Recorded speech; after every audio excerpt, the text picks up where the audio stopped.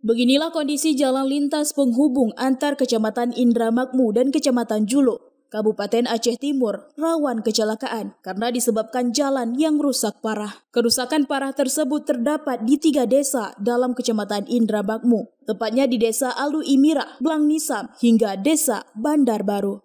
Akibatnya, kendaraan roda 4 dan 2 susah untuk dilalui karena hampir sepanjang jalan berlubang seperti kubang kerbau. Warga Kecamatan Indramakmu merasa lelah dengan kondisi jalan tersebut yang telah berlangsung lama, di mana jalan ini digunakan warga untuk menuju ke Jalan Nasional Medan Banda Aceh dan ke pusat pemerintahan Kabupaten Aceh Timur.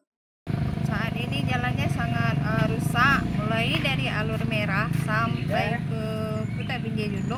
Itu jalannya sangat rusak. Kami sebagai pendidik untuk mengajarkan anak didik harus melalui jalan yang begitu parah rusaknya.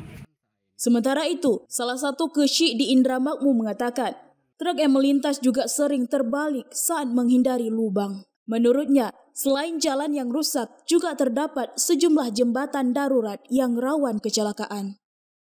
Saat ini memang rusak parah dan bahkan banyak terjadi mobil sawit yang terguling dan saat ini pun jembatan pun tidak layak dikarenakan masih peninggalan asal merah dulu yang dibikin kemarin ada dibikin besi oleh PT Meko. Sementara itu, Camat Indramakmu mengakui kerusakan jalan tersebut menyebabkan rawan kecelakaan bagi warga pengguna jalan. Muspika Indramakmu akan mengupayakan berkomunikasi segera dengan sejumlah perusahaan yang ada di Indramakmu untuk mencari solusi tanggap darurat jalan tersebut.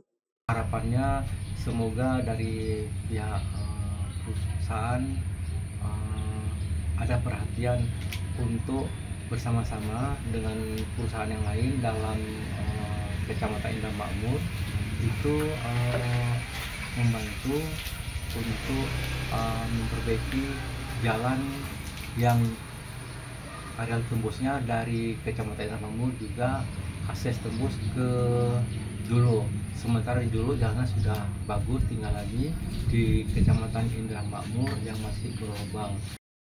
Dari Aceh Timur, Romi Syaputra melaporkan untuk Puja TV.